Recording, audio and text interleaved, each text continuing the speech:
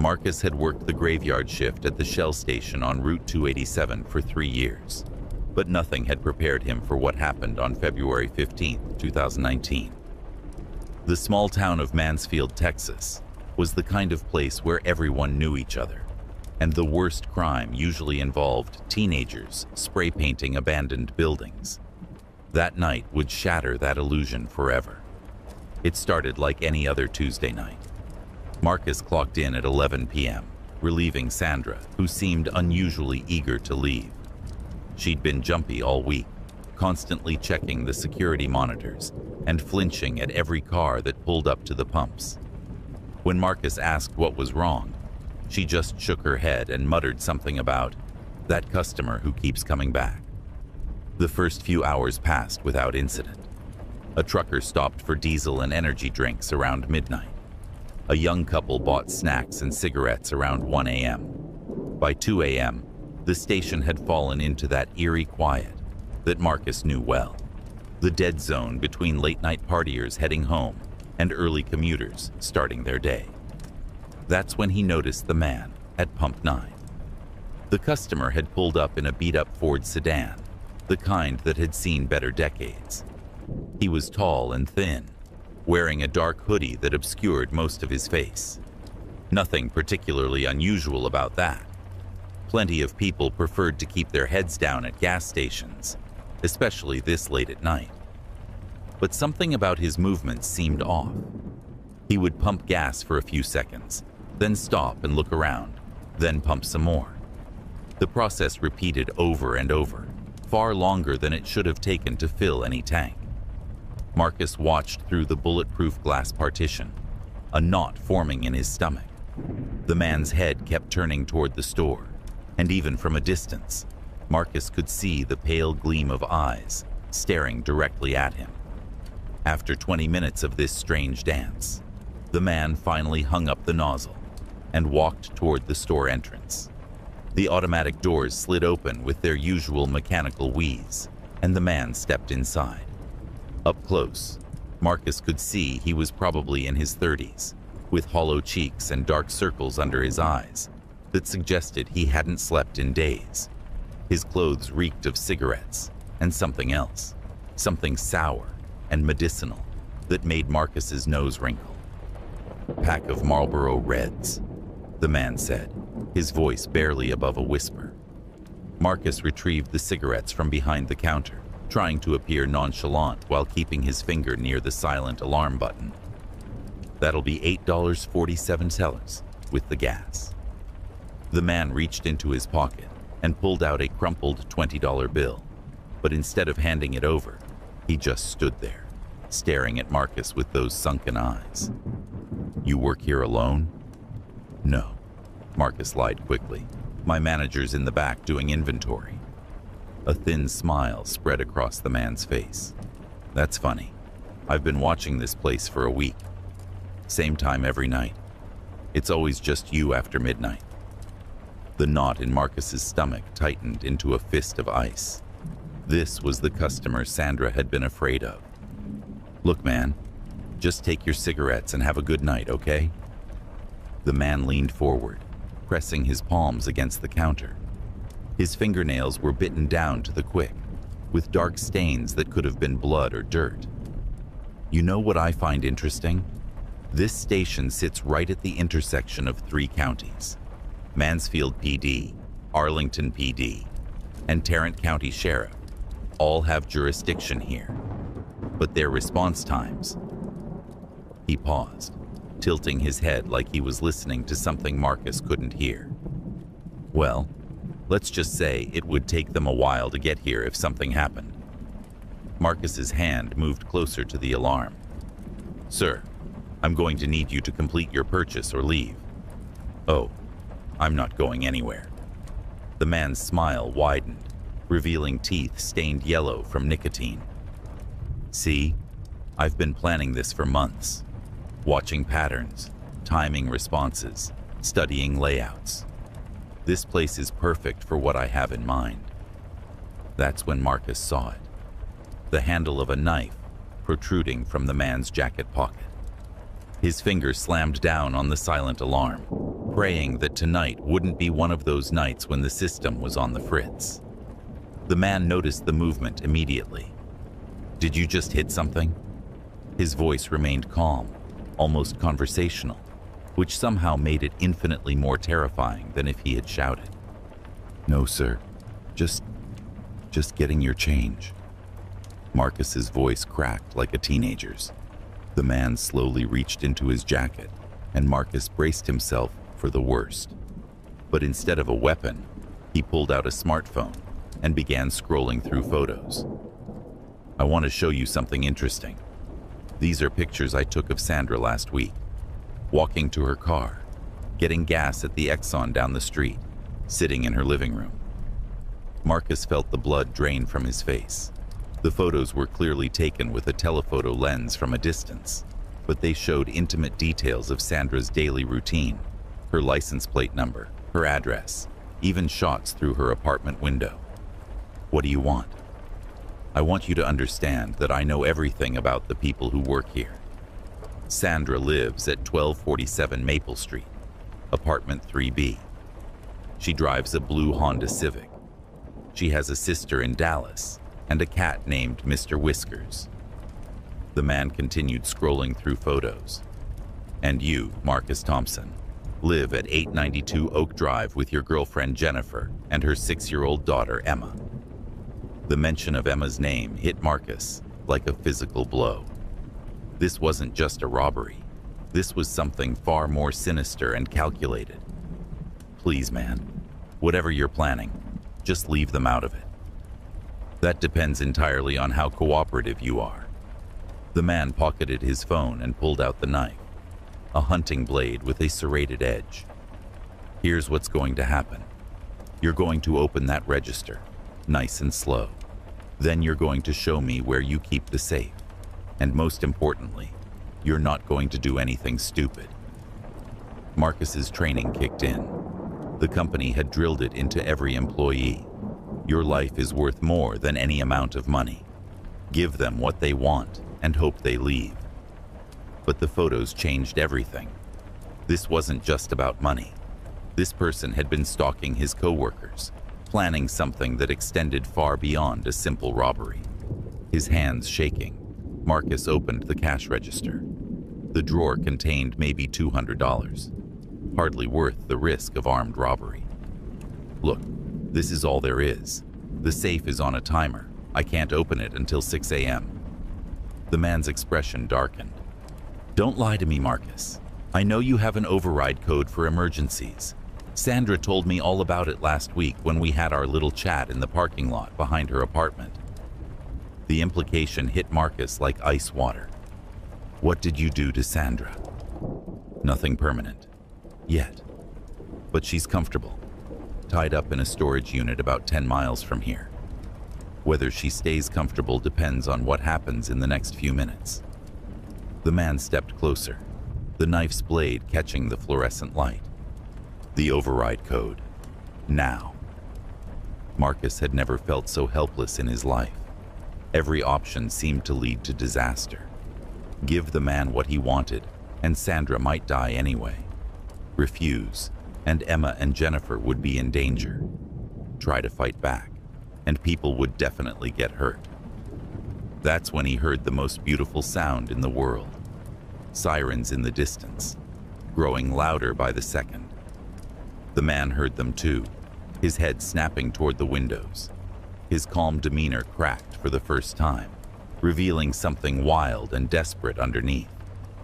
"You called them." It wasn't a question. "The alarm's automatic," Marcus said, which was partially true. Anytime the register stays open too long without a transaction, it sends a signal. The man looked toward the approaching lights, then back at Marcus, calculation flickering behind his eyes. "This isn't over. I know where to find you." He bolted toward the back of the store, heading for the employee exit that led to the rear parking lot.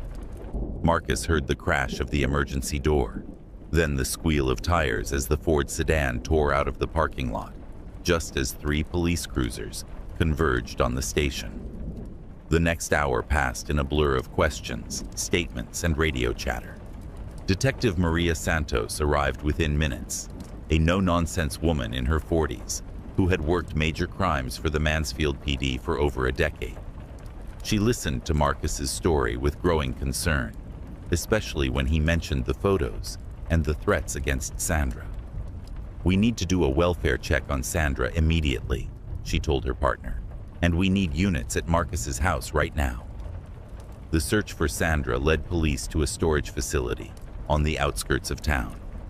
Using the manager's keys, they found her in Unit 47, bound and gagged, but alive. She had been there for 3 days, surviving on water bottles and granola bars that her captor had provided. The unit also contained a disturbing collection of surveillance equipment, photographs of gas station employees from across the region, and detailed plans for what appeared to be a multi-state crime spree. The investigation revealed that the man, later identified as David Allen Kruger, a drifter with warrants in 4 states, had been targeting isolated gas stations for months. His method was always the same: surveil the location, identify vulnerable employees, use fear and intimidation to gain compliance, then disappear before authorities could respond.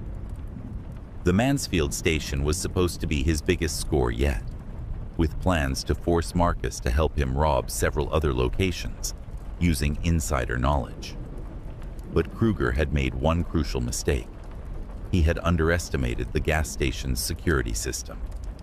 The silent alarm Marcus triggered sent an immediate signal to both the police dispatch and the security company's monitoring center. The rapid response time, less than 4 minutes, had disrupted what could have been a nightmare scenario. Kruger was arrested 2 days later at a truck stop in Oklahoma, still driving the same Ford sedan.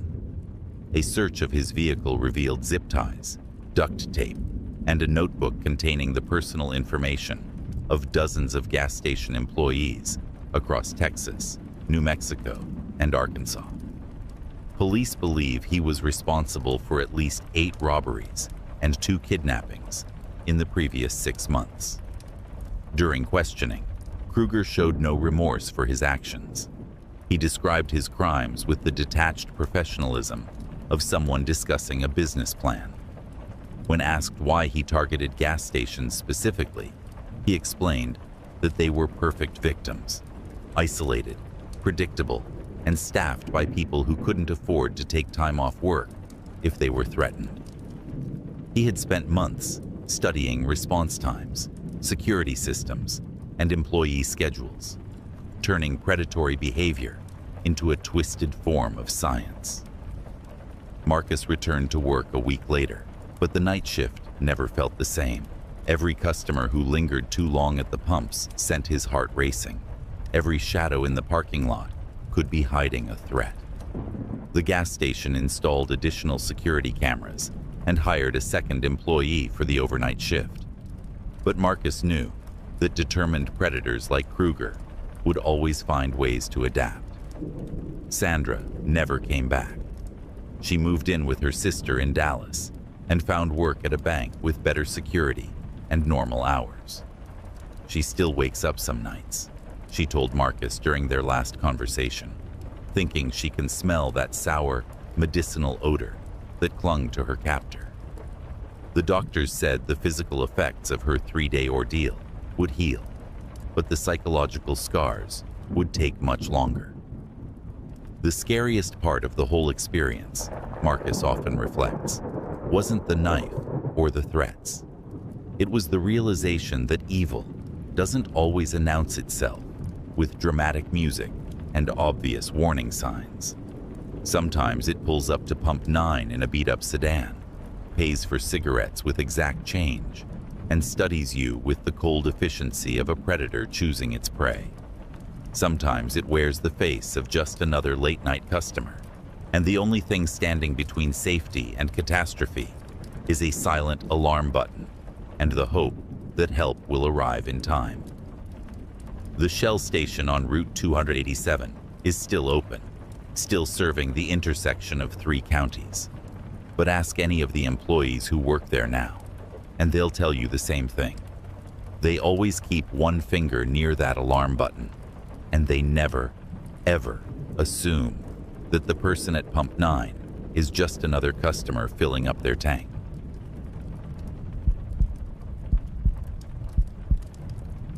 Rebecca had always prided herself on being tough. Growing up in rural Montana, she'd learned to handle drunk truckers, aggressive customers, and the kind of bone-deep loneliness that comes with working the night shift at a gas station 20 miles from the nearest town. But nothing in her 23 years had prepared her for what started happening at the Sinclair station on Highway 2 in October 2018. It began with the smell. At first, Rebecca thought it was just another septic issue. The station was old, built in the 1970s, and the plumbing had always been temperamental. But this wasn't the usual sewage odor that occasionally wafted up from the restrooms. This was something else entirely. Sweet and rotten, like flowers left too long in stagnant water. It seemed to seep up through the floor tiles near pump 3, strongest between midnight and 3 a.m. The smell came with other problems. The fluorescent lights above pump 3 began flickering erratically, casting strange shadows across the concrete. The pump itself started malfunctioning, sometimes refusing to start, other times continuing to run, even after customers had replaced the nozzle. The digital display would show impossible numbers, counting backward, or displaying symbols that didn't exist on any keyboard. Rebecca's manager, Dale, dismissed her complaints. "Old equipment acts up," he said, barely looking up from his paperwork. "Just reset the pump when it glitches. Corporate's not going to pay for repairs, unless something catches fire." But the problems weren't limited to pump 3. Customers began complaining about the gasoline itself. Mrs. Henderson from the nearby ranch said her truck started running funny after filling up.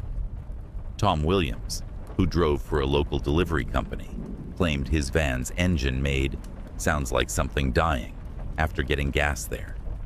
3 different customers mentioned that their fuel gauges showed empty even after filling their tanks completely.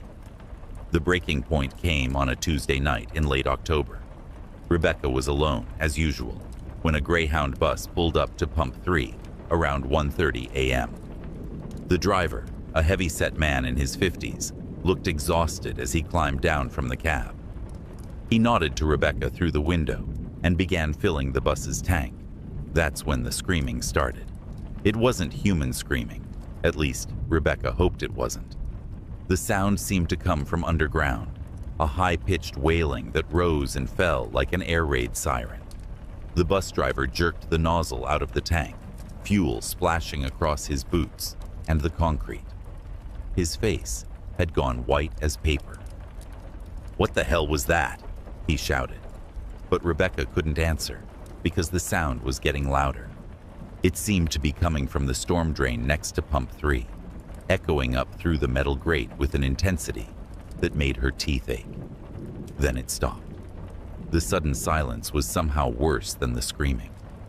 The bus driver refused to use pump 3, moving his vehicle to pump 1 instead. As he filled his tank, he kept glancing nervously at the storm drain. 20 years I've been driving this route," he muttered. "Never heard anything like that." After he left, Rebecca called Dale, but it went straight to voicemail. She tried the corporate emergency line and got a recording about normal business hours.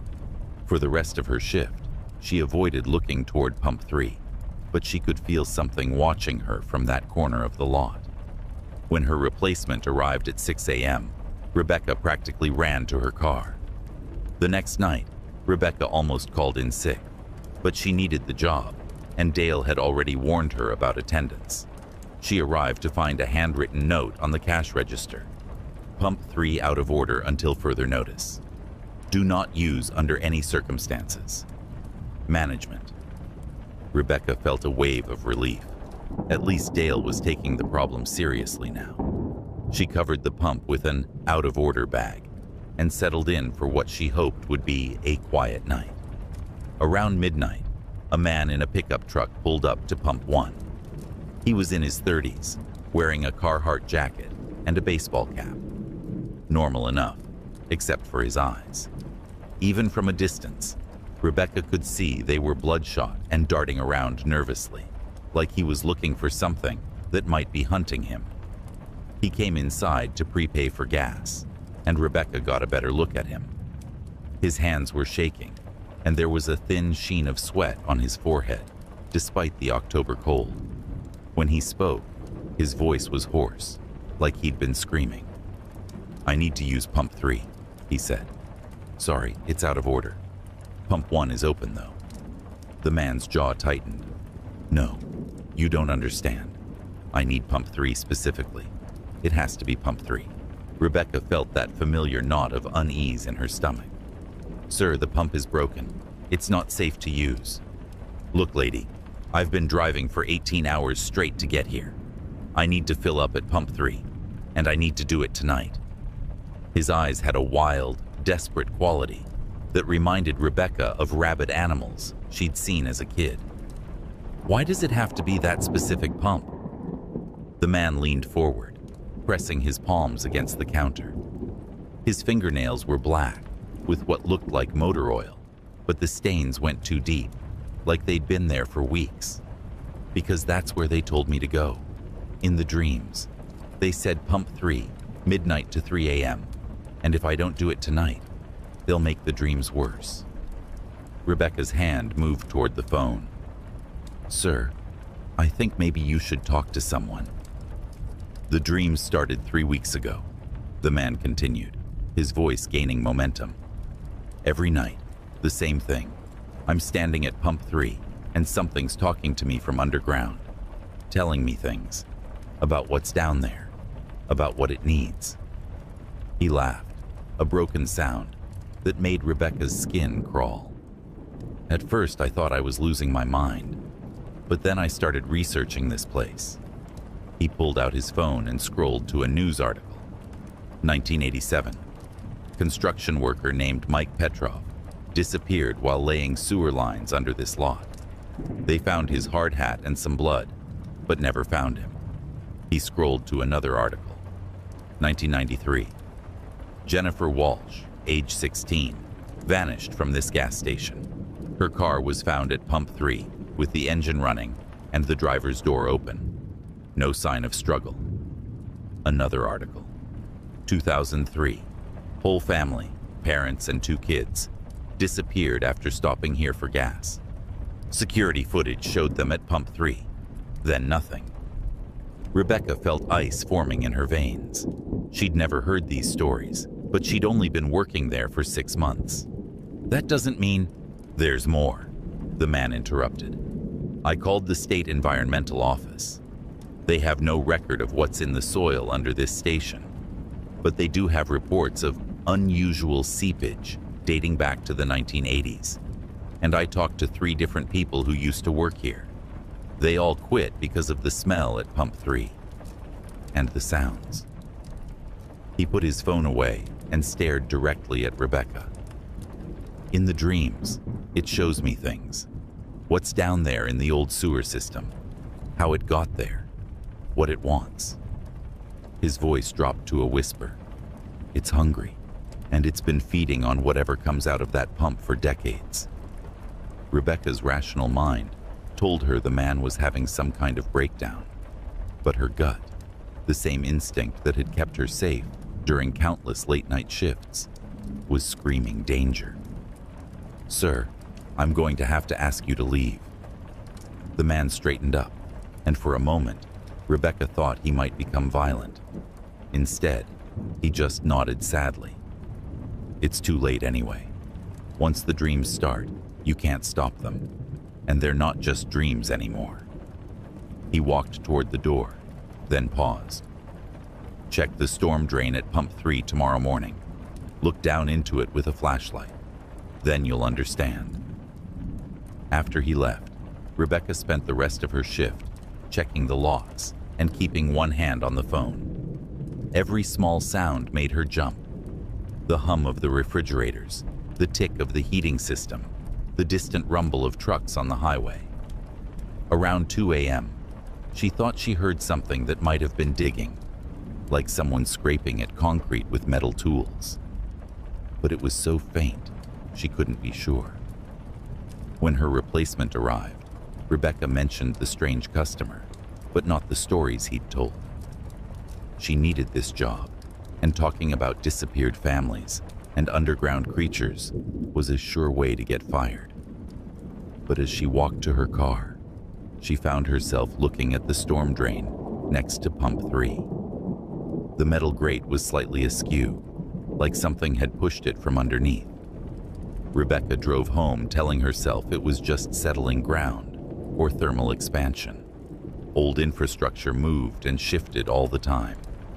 But that night, she dreamed of standing at pump 3, hearing voices calling from somewhere far below the concrete. When she woke, she could still smell that sweet, rotten odor clinging to her hair and clothes. The next evening, Dale was waiting for her when she arrived for work. His usually jovial expression was replaced by something grim and worried. "We need to talk," he said, gesturing toward his office behind the counter. "Rebecca, I'm going to be straight with you. Corporate's been getting complaints about Pump 3 for months, not just from customers, from environmental inspectors, health department officials, even the fire marshal. They're saying there's some kind of contamination in the soil." He ran a hand through his thinning hair. "They're shutting down the station next week for a full environmental assessment." Rebecca felt relief wash over her. "So we're closing temporarily?" "No, permanently. Whatever's under that pump, it's been there for decades. The cleanup's going to cost more than the station's worth." Dale's expression darkened. "But here's the thing that's got me spooked. I called the previous owner to ask about the station's history. He told me something that's been eating at me all day." He pulled out a manila folder and opened it to reveal photocopied newspaper clippings. Back in 1979, before this station was built, there was a chemical plant here. They manufactured pesticides and industrial solvents. The EPA shut them down for illegal dumping. Apparently, they'd been pouring toxic waste into the old mine shafts that run under this whole area. Rebecca stared at the yellowed newspaper photos, showing men in hazmat suits and warning signs. Mine shafts? Silver mine. Been abandoned since the 1940s, but the tunnels go for miles underground. When they built this station, they just poured concrete over everything and hoped for the best. Dale's voice dropped. But that's not the worst part. 3 workers at the chemical plant died in an accident, fell into one of the waste pits during the cleanup. Their bodies were never recovered.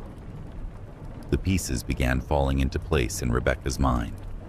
The smell, the sounds, the stories of disappearances. "Dale, I think we need to call the police." "Already did. They're sending someone tomorrow morning to look at the drain." "But Rebecca..." He hesitated, like he was afraid to voice his thoughts. "I've been managing gas stations for 20 years. I've seen equipment failures, foundation problems, even gas leaks. But I've never seen anything like what's happening at Pump 3. The readings we're getting from the soil samples don't match any known contaminants." That night was Rebecca's last shift at the Sinclair station. She spent it watching Pump 3 through the security monitors, documenting every flicker of the lights, every strange reading on the fuel system diagnostics.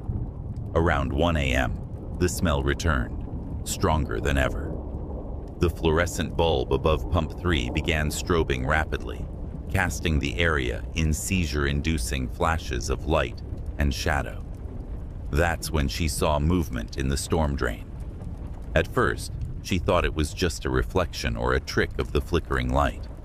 But as she watched through the security camera, she could see something pale and writhing, moving behind the metal grate. It pressed against the openings, trying to squeeze through, and Rebecca caught a glimpse of what might have been fingers, though they were far too long and thin to be human. The next morning, police found the storm drain grate completely removed and tossed aside. The opening led to a shaft that descended at least 30 feet into the old mine tunnels. The smell rising from the depths was so overwhelming that the first officer on scene vomited immediately. Environmental crews in full hazmat gear descended into the tunnels 3 days later. What they found was classified in the official reports, but Rebecca heard rumors from Dale, who heard them from a friend at the EPA. They discovered a vast underground chamber where decades of chemical waste had mixed with groundwater, creating something that existing science couldn't easily classify. The substance was both highly toxic and somehow active. It moved, responded to stimuli, and appeared to be growing. More disturbing were the personal effects they found scattered throughout the tunnels: clothing, jewelry, and other items dating back decades. DNA testing confirmed that some belonged to the people who had disappeared near Pump 3 over the years. The Sinclair station was demolished within a month. The entire lot was sealed with 6 feet of concrete and surrounded by a chain-link fence topped with razor wire.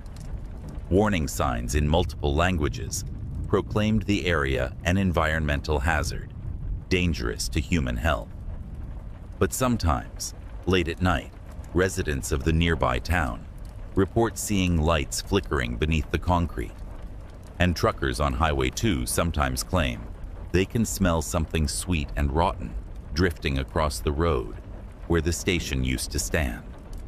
The state has installed air quality monitors around the sealed site, but their readings remain classified.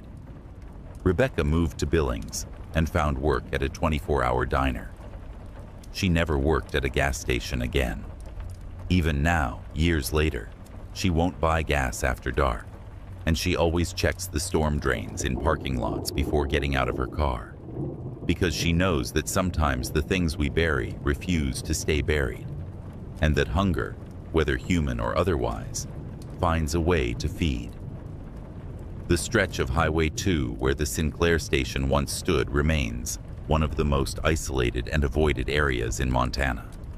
GPS systems still show a gas station at those coordinates, and occasionally confused travelers pull over looking for fuel, only to find an empty lot surrounded by warning signs. Most drive away immediately, but some linger, drawn by something they can't quite explain, a sound like voices calling from underground, or the faint smell of flowers rotting in stagnant water. And sometimes, very late at night, they report seeing a pale light flickering beneath the concrete, pulsing like a heartbeat in the darkness below.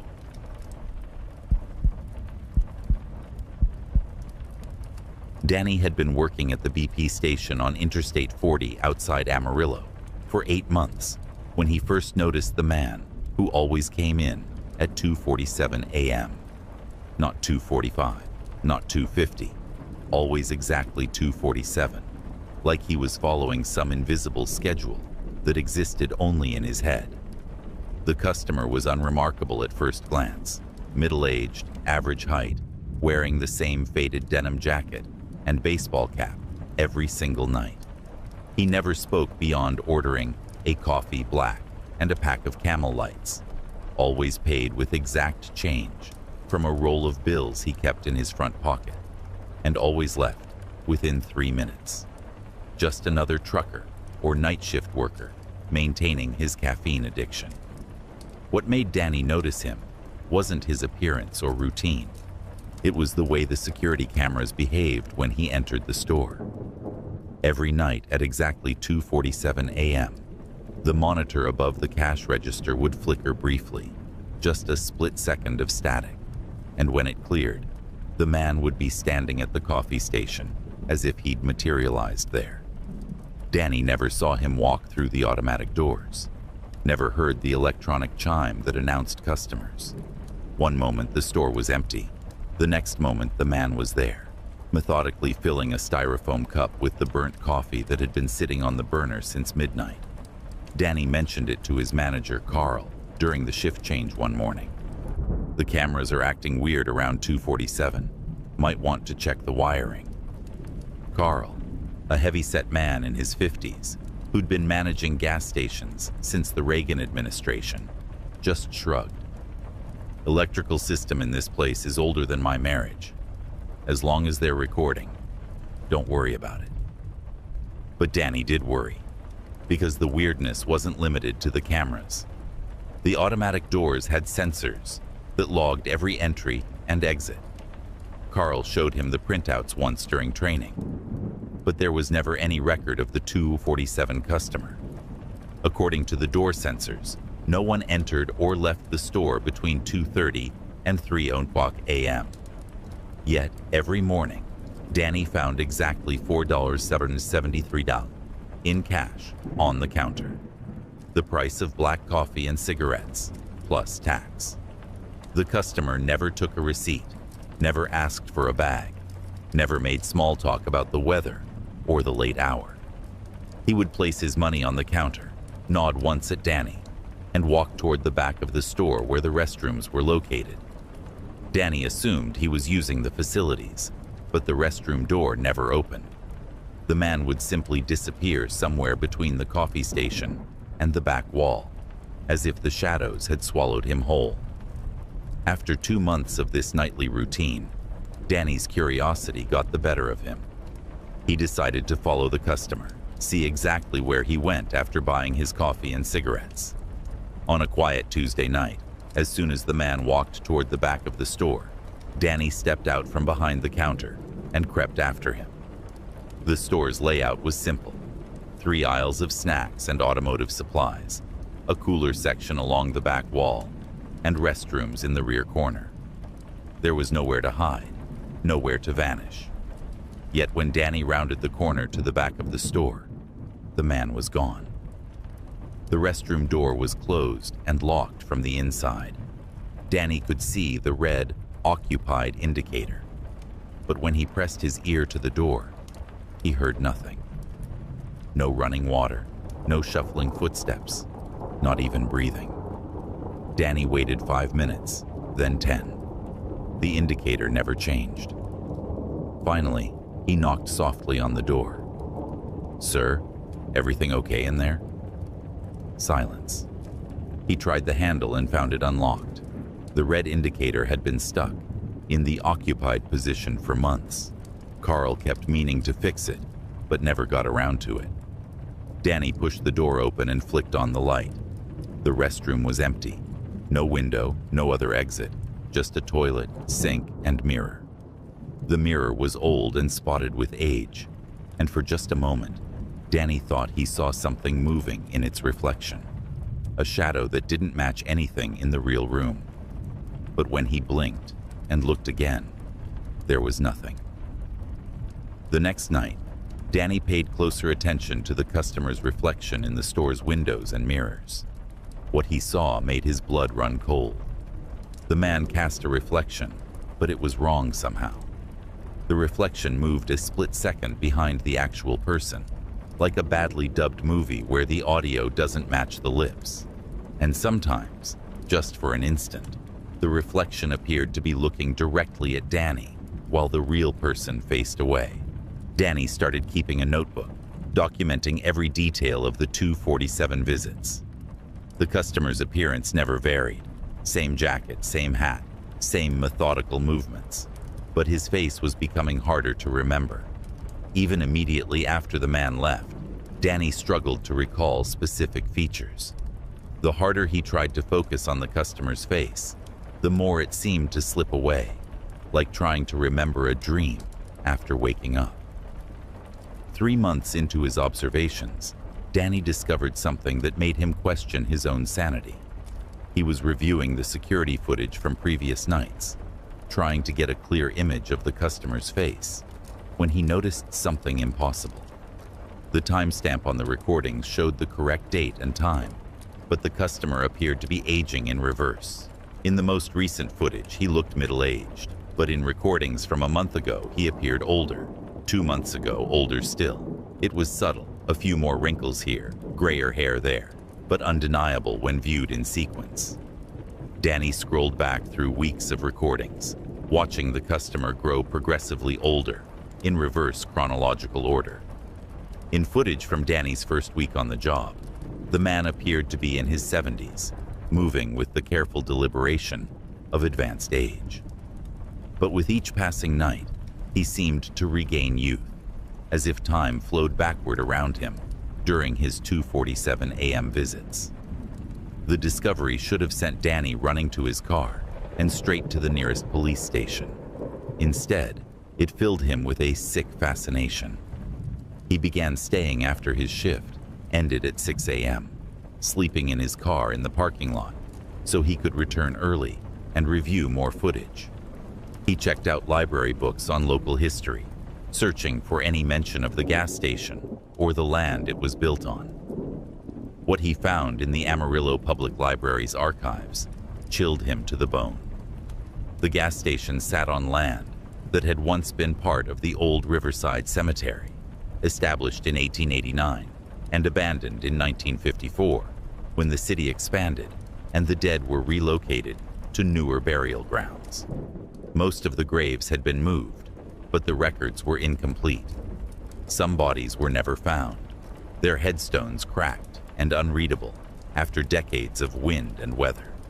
An old newspaper article from 1953 mentioned a disturbing incident at the cemetery involving a night watchman who claimed to see the same man visiting different graves at exactly the same time each night. The watchman described the visitor as ageless and said he appeared to grow younger with each sighting. The article treated it as a curiosity, a ghost story to entertain readers. But Danny recognized the details immediately. The night after his library research, Danny waited for 2:47 a.m. with a new sense of dread. When the customer appeared, materialized, at the coffee station, Danny forced himself to really look at the man's face. What he saw nearly made him scream. The face was familiar, horribly, impossibly familiar. It was Danny's own face, but aged by 40 years. The eyes were sunken and tired, the skin weathered by decades of wind and sun, but the bone structure was unmistakably his own. The customer was Danny, or what Danny would become, trapped in some inexplicable loop that brought him back to this moment, night after night, year after year. The older Danny looked directly at his younger self and smiled, a sad, knowing expression that conveyed decades of resignation. He placed his exact change on the counter, nodded once, and walked toward the back of the store. But this time, instead of disappearing, he stopped and turned back. "You're starting to understand," he said, his voice exactly like Danny's, but roughened by age and cigarettes. "It took me 8 months too. Same questions, same research, same terrible realization."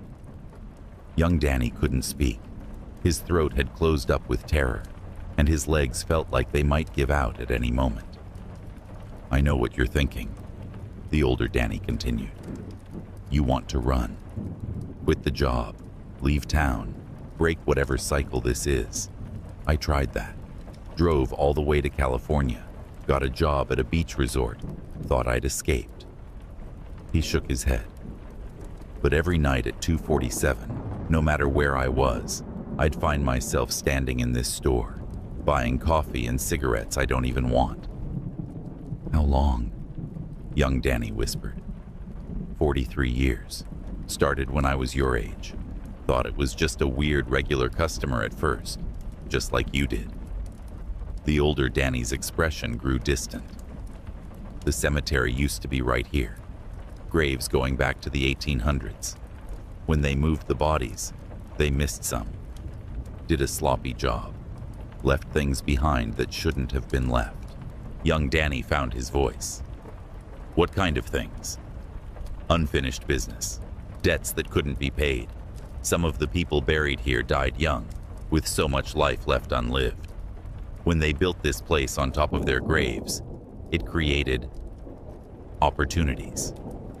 Ways for the dead to borrow time from the living." The older Danny touched the brim of his baseball cap. Every night, I give up a little more of my life to them. A few minutes here, a few minutes there.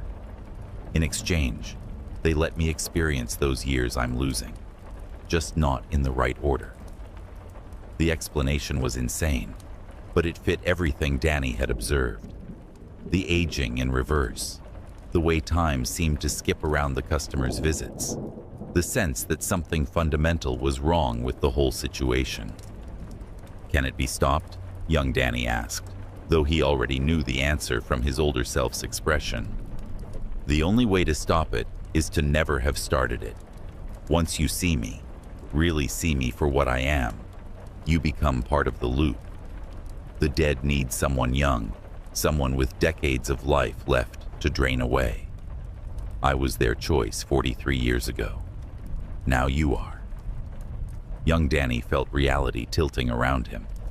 "But it means tomorrow night at 2:47, you'll be back here, and the night after that, and every night for the rest of your unnaturally long life. You'll age, but slowly, and you'll experience that aging in fragments, scattered moments stolen by the hungry dead." The older Danny's smile was infinitely sad. "The good news is, you'll have company. Eventually, someone else will take the night shift. Some other young person will start noticing the weird customer who comes in every night at exactly the same time. And when they finally see you for what you really are, they'll join the loop too." Young Danny looked around the store, at the flickering fluorescent lights, the surveillance cameras that never quite worked right, the coffee machine that burned every pot, but kept brewing anyway. It all made a horrible kind of sense now. The gas station wasn't just built on an old cemetery.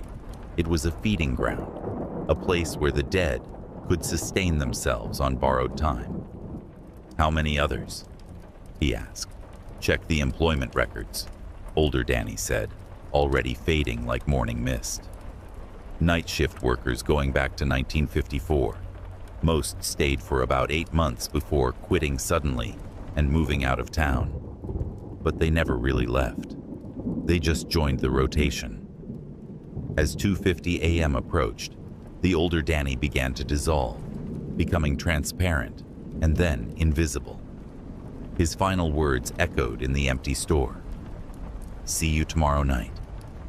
Danny quit the next morning, packed his car, and drove straight to his sister's place in Denver. For 6 months, he lived a normal life, working construction during the day and sleeping peacefully at night. He convinced himself that he'd escaped, that whatever supernatural trap had been set at the gas station had lost its hold on him. But at 2:47 a.m. on a Tuesday night in March, Danny found himself standing at the coffee station in the BP store outside Amarillo, wearing a faded denim jacket he didn't remember owning and counting exact change from a roll of bills that appeared in his pocket. The young man behind the counter, barely 20, with scared eyes and shaking hands, watched him with the same mixture of curiosity and terror that Danny remembered feeling 8 months earlier. Danny wanted to warn him, to break the cycle somehow, but his mouth wouldn't form the words. Instead, he heard himself order coffee and cigarettes in a voice that sounded older than his years. He placed the exact change on the counter, nodded once at the terrified kid, and walked toward the back of the store. As he faded into the shadows between the snack aisles, Danny caught a glimpse of his reflection in the security monitor. He looked exactly like the customer who had haunted his nights so many months ago, ageless, tired, and utterly resigned to his fate. The young man behind the counter pulled out a notebook and began writing, just as Danny had done. The cycle continued, as it had for decades, as it would for decades more. And somewhere beneath the gas station's concrete foundation, in the disturbed soil of the old riverside cemetery, the dead waited patiently for their nightly sustenance, one borrowed moment at a time.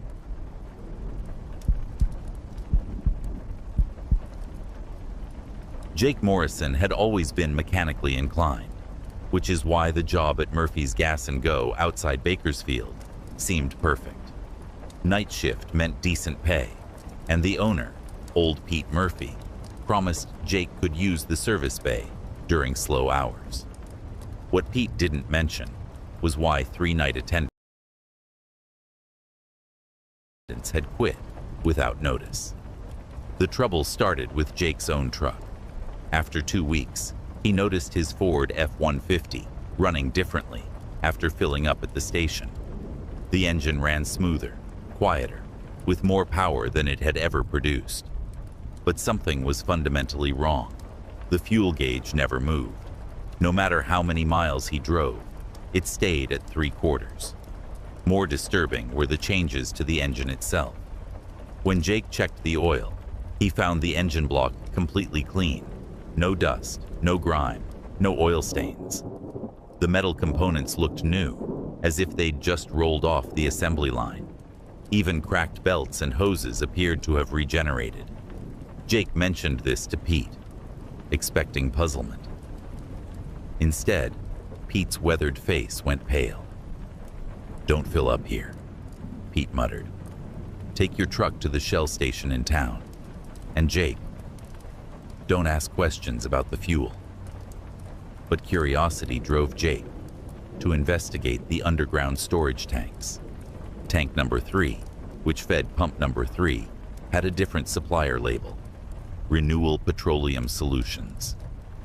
When Jake accessed the tank panel behind the station, he was hit by a smell that made his eyes water. Not gasoline, but something organic and cloying, like flowers rotting in motor oil.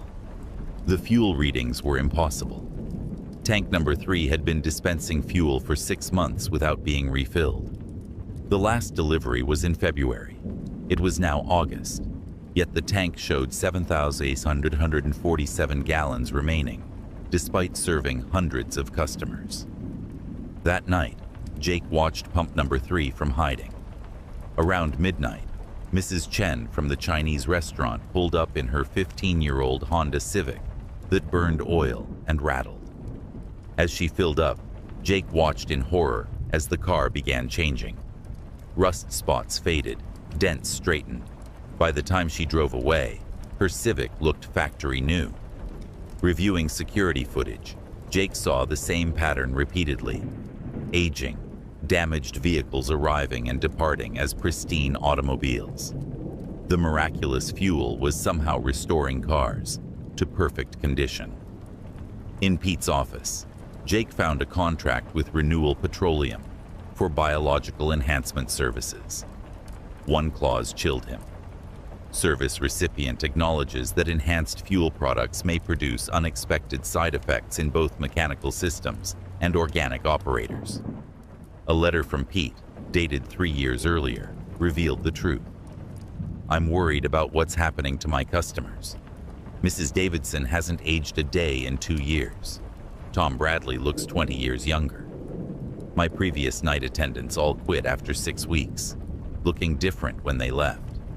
Younger, healthier, but with something wrong in their eyes." Jake counted back. He'd been working there 5.5 weeks. Confronting Pete, Jake learned the full story. 3 years ago, facing bankruptcy, Pete had accepted a deal from Renewal Petroleum. They provided a fuel additive that would bring customers back, requiring only monthly maintenance access to tank number 3. "The fuel doesn't just fix cars, Jake. It fixes everything it touches, including people," Pete whispered.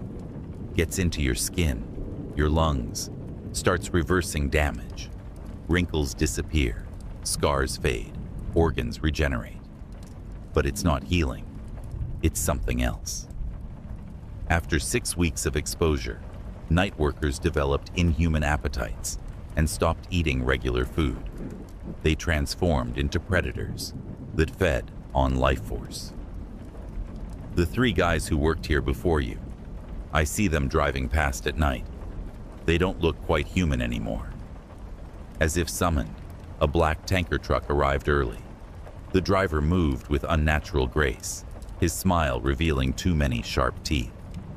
Mr. Murphy, we need to discuss your night attendant. He's been asking questions. Jake felt ice in his veins as the driver looked at him directly. Don't worry, Jake. The transformation is almost complete. You'll join your predecessors in their new life. Emerging from the shadows came two more figures. The previous night attendants, looking young and healthy, but with inhuman hunger in their eyes. The fuel is already in your system, one called out. You're one of us now. Jake looked at his hands, seeing Pete was right. His skin had taken on a pale, luminous quality. His body temperature was dropping, and new sensations emerged. Awareness of Pete's life force, hunger for something beyond food. The world looked different now, sharper, with colors that had no names. He could smell Pete's fear, hear his heartbeat, sense blood beneath aging skin. The station made perfect sense. A feeding ground where the fuel company created creatures while providing addictive service to customers. Jake tried to warn Pete to run, but only a hiss emerged. Within minutes, Jake had joined the circle of predators surrounding the station. The truck left after refilling tank number 3. Pete was found the next morning, drained of life but peaceful. A new night attendant started the following week, Sarah, needing money for nursing school. She noticed her car ran unusually well after filling up at pump number 3. 4 pale figures watched from the shadows, waiting for her transformation to complete. The fuel was slowly converting an entire region, one tank at a time. Murphy's Gas and Go continues operating with fuel that makes vehicles run like new. Pete's nephew sees no reason to change anything, noting only that night shift employees love the job so much they never really leave. They just transition to different duties, maintaining the station's reputation for exceptional service long into the night.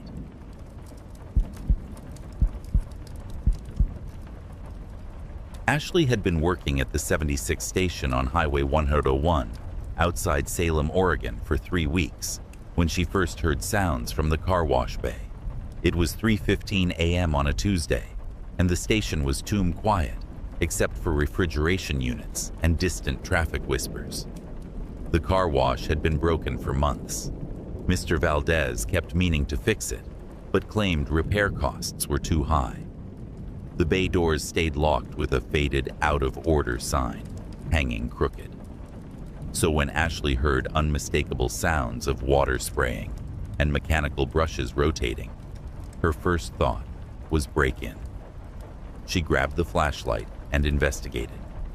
The car wash bay was dark, windows painted black, but she could hear machinery running, rhythmic, methodical cycles of pre-rinse, soap, scrubbing, and final rinse. Ashley tried peering through cracked painted glass, but the interior was pitch black. She knocked on the metal door. "Hello, the car wash is closed." The machinery stopped immediately. The silence was more unsettling than noise. Ashley waited for response, footsteps, any indication someone would exit. Instead, she heard multiple people whispering in unison, too low for words but clearly coordinated, like a choir rehearsing. She backed away and returned to the store, telling herself it was probably teenagers. But for the rest of her shift, she kept glancing toward the car wash, and twice more heard machinery start for exactly 17 minutes before shutting off abruptly. The next night, Ashley arrived to find Mr. Valdez still there, something that never happened during night shift change. He was staring at the car wash with fear and resignation. "Mr. Valdez, everything okay?" He turned with sleepless eyes. "Ashley, I need complete honesty. Did you hear anything unusual last night from the car wash?" The specificity chilled her. "You know about it?" His shoulders sagged. "What did you hear exactly?" "Machinery running, water spraying, and voices, I think, like people whispering." Ashley studied his face. "What's going on?" After a long moment, "The car wash isn't broken, Ashley. I had it disconnected from power 6 months ago. and changed the locks. But every few nights it runs anyway. No electricity, no water pressure, but somehow it runs. How is that possible? I don't know, but I know what goes in there. He pulled out a crumpled newspaper clipping. Local man missing after car found abandoned at gas station. Dated 4 months earlier, describing how 34-year-old Michael Torres vanished after stopping for gas. His car was found next morning with keys in ignition and wallet on dashboard. He's not the first, Mr. Valdez continued, producing more clippings. Rebecca Martinez 2 months before. David Kim in January. All stopped here late at night. All disappeared without trace. His voice dropped, but their cars were found looking like they'd just been through the car wash. Spotless, gleaming, professionally detailed. Ashley's mouth went dry. You think someone's using the car wash to? I don't think anything. I know, because I've seen them. In his office, he showed printed security footage from various dates. I started staying late, watching monitors. The grainy image showed the station at 2:47 a.m. A sedan was parked near pump 2, but no driver visible. As Ashley watched, the car began moving by itself, rolling toward the car wash bay. The locked door slid open silently. The car disappeared inside. Keep watching, Mr. Valdez said grimly. 17 minutes later, the door opened. The same car emerged, but different. Cleaner, shinier, restored to showroom condition. It rolled back to pump 2, stopping in exactly the same position. Still no driver anywhere. The car wash turns on by itself. Takes exactly 17 minutes. When it's done, the car comes out perfect. But the driver? He spread photos of abandoned vehicles. Never seen again. Ashley stared, trying to process. Have you called police? Of course. They think I'm crazy. Show them footage of cars moving themselves. They assume it's hoax or malfunction. They checked the bay twice. Empty, no forced entry, no evidence. His laugh was bitter. They told me to install better cameras and stop watching horror movies. But you're still operating. Why haven't you closed? Because it's not random. The car wash only activates for certain people. He pulled out a notebook. All victims were driving alone. All stopped between 2 a.m. and 4 a.m. And all were running from something. Michael Torres had 3 DUIs facing jail time. Rebecca Martinez had filed bankruptcy. David Kim was going through messy divorce.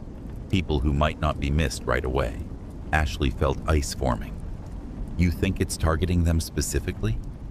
I think whatever's in that car wash can sense desperation, vulnerability. It feeds on people who are already lost. That night, Ashley couldn't concentrate. Around 1 a.m., a young woman in a beat-up Honda pulled up to pump 4. She looked early 20s, with dark circles and desperate energy from too much caffeine and too little sleep. The woman prepaid $10, barely enough to get anywhere, with shaking hands counting crumpled bills. While fueling, she kept looking over her shoulder. When she bought coffee, Ashley saw bruises on her wrists, like finger marks. Long drive ahead? Ashley asked casually. The woman jumped. Sorry. You look tired. Wanted to make sure you're okay. I'm fine. Just need somewhere safe. Somewhere he can't find me. Ashley's heart spiked. This woman fit the profile perfectly. Alone, desperate, running. As she left, she sat in her car, making unanswered phone calls. Finally, she started the engine, and instead of heading to the highway, the Honda began drifting toward the car wash bay. Ashley ran outside shouting, "Wait, don't go over there." But the woman didn't seem to hear. The car continued its approach, and the painted metal door began sliding open. The Honda disappeared into darkness. The door closed with mechanical hum, and immediately Ashley heard car wash machinery starting, water spraying, brushes rotating, rhythmic automated cleaning. But underneath was something new. Coordinated whispering, louder now, more urgent. Ashley pounded on the door, shouting for response, but whispers only grew intense. They seemed to come from multiple sources, layering in harmony that was almost musical, but deeply wrong. The voices weren't speaking any identifiable language, but somehow she understood their purpose. Welcoming sounds, encouraging sounds, designed to calm and soothe. 17 minutes later, everything stopped. The door opened, and the Honda emerged, looking showroom new. Every dent gone, paint gleaming, even the cracked windshield somehow replaced. The car rolled back to pump 4. Ashley approached cautiously and peered through the driver's window.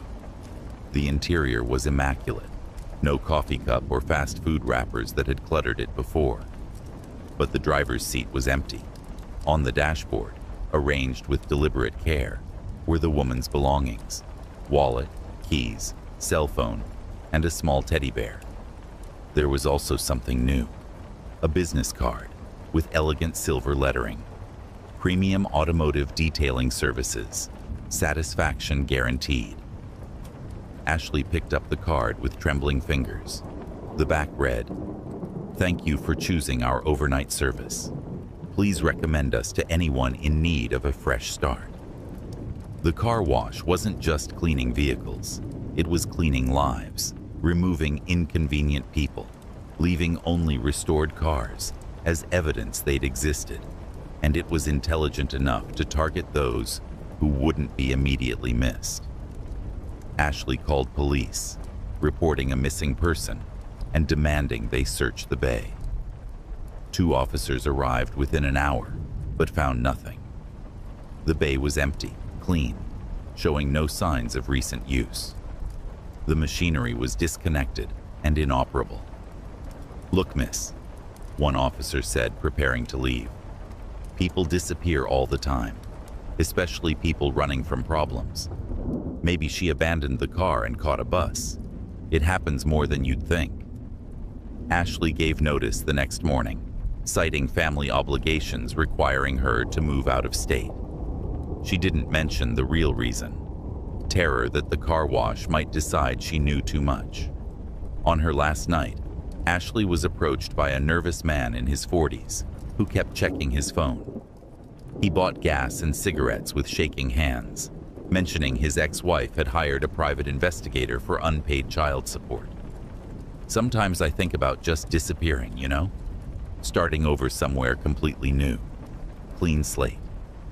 Ashley felt familiar chill. As the man returned to his car, she watched security monitors with horrified fascination. After sitting several minutes, his car began drifting toward the car wash bay. This time, Ashley didn't try to stop it. She watched as another desperate person was welcomed into darkness. Another life quietly erased. Another perfectly restored vehicle added to the collection of automotive mysteries police couldn't explain. The 76 station continues operating under new management. Mr. Valdez sold 6 months after Ashley quit, citing health problems. The new owners gutted and renovated the car wash bay, installing modern equipment and removing painted windows. But late at night, employees still report whispers from the bay, and sometimes cars with desperate drivers find their way to that spot, drawn by promises of renewal that come with a price no one survives paying. Similar business cards have been discovered at gas stations across Oregon and Washington, always in abandoned vehicles, showing signs of recent professional detailing, always accompanied by personal belongings arranged with inexplicable care, and always bearing the same message about recommending their services to anyone in need of a fresh start.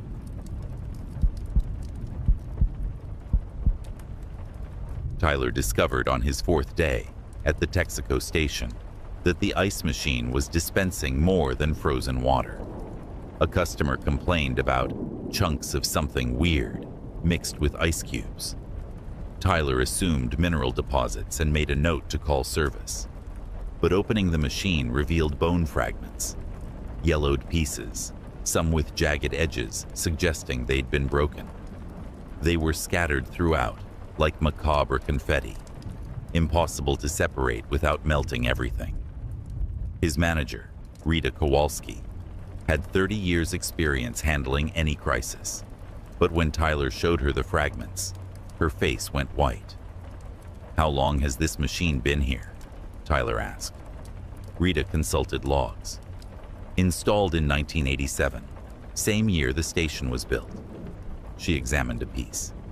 "This looks old, Tyler. Really old." The next morning brought more fragments. Smaller, more numerous, some showing tool marks. The ice developed a strange odor, organic like old flowers left too long. Tyler started documenting with his phone. Some were clearly human, finger bones and teeth. Others harder to identify. All appeared ancient, stained dark with age. On his third night, Tyler noticed movement in peripheral vision. Glancing away and back quickly, ice cubes seemed to rearrange themselves. Around 2 a.m., Tyler watched carefully. The ice cubes were moving on their own, shifting like alive. Bone fragments migrated toward the surface, as if something underneath pushed them upward. Occasionally, Tyler glimpsed larger shapes buried deeper, dark masses moving with too much purpose to be inanimate. Tyler called Rita, despite the late hour. "The ice is moving, like something's alive in there." Rita arrived within 20 minutes with grim expression. Together, they watched through store windows. Responding to their attention, the machine's contents began shifting visibly. "Jesus Christ," Rita whispered. Rita called Dave Brennan, who'd installed the machine in '87. Dave arrived looking like he'd rather be anywhere else, examining it with resigned expression. "I was wondering when this would start again," he said quietly, removing the front panel. "Usually takes 25 to 30 years. Dave pointed to the compartment bottom, where the metal floor was actually a grate covering deeper space. This machine was built on top of something already in the ground. Outside, he showed them an outline in the asphalt. This used to be a well, not for water, for disposal. The Navajo used it for ceremonies. Bad ceremonies. Things got buried that shouldn't stay buried. When the station was built, we were supposed to fill the well completely. But the contractor cut corners, just put a grate over it, and built the machine on top." Tyler felt sick. "The machine's been sitting on a burial pit for 36 years? Connected to it. The cooling system creates condensation that drips through the grate. Over years, it's been dissolving whatever was buried down there, bringing it back up through the ice-making process. For decades, customers had purchased ice contaminated with remains of ancient atrocities." "Why didn't you say something?" Rita demanded. "I was 25 and needed the job. The contractor said anything down there was too old to matter." Dave gestured at the machine. "But I always knew this day would come. What happens now? Now whatever's down there has dissolved enough to start moving. The fragments are just the beginning. Soon, larger pieces, then body parts. Eventually, something's going to climb out that used to be human, but isn't anymore." Loud grinding came from the machine, not mechanical, but organic, like bones scraping stone. Through the panel, ice cubes churned violently. "We need to shut it down," Rita said. "Don't." Dave grabbed her hand. "If you cut power, everything kept frozen will thaw at once. The ice is the only thing keeping it contained. Then what do? We wait, and hope whatever comes out is still more human than not." That night, Tyler volunteered to monitor. Around 3 a.m., the compressor began cycling frantically as something underneath generated heat. The grinding became rhythmic, like breathing. The decay smell grew overwhelming. At 3:47 a.m., The dispensing mechanism activated alone. Ice cubes poured out, mixed with pottery fragments, jewelry, and what looked like human hands, preserved but ancient. After several minutes, silence. Then something emerged from the chute.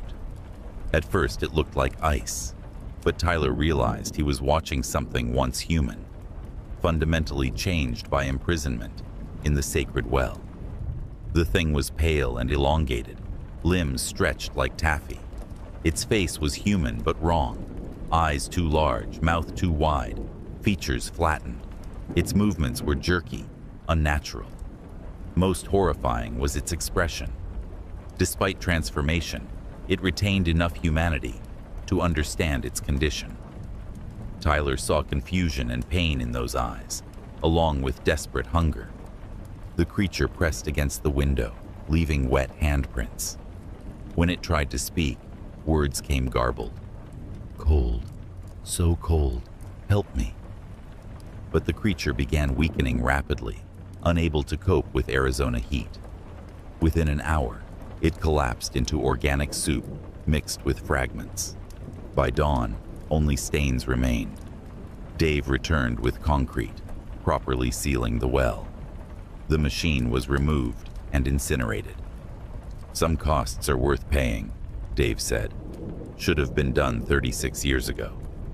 Tyler became obsessed with researching the land's history. What he discovered was worse than Dave's explanation. The well had been a sacred site where the Navajo imprisoned something they couldn't destroy. The ceremonies were about containment, keeping something ancient and hostile sealed away. The ice machine had been slowly releasing something never meant to be freed, using preserved remains as raw material to reconstruct itself. Tyler shared his research with Rita. If records were accurate, other gas stations along Route 66 might face similar problems. "This could happen again?" Rita asked. "It probably is happening, right now, at other stations built on sites they should have left alone." Rita quit, selling to a national chain. Tyler transferred, but kept in touch with Dave, who started consulting about unusual maintenance issues. Their network reported similar incidents across the Southwest. Ice machines dispensing foreign objects, unexplained odors, customers complaining about moving ice. Each incident was handled quietly. Machines replaced, sites sealed, confidentiality agreements signed. But Tyler still checks every ice machine, looking for unusual behavior. Because beneath America's highways, things meant to stay buried are working their way back to the surface, one ice cube at a time.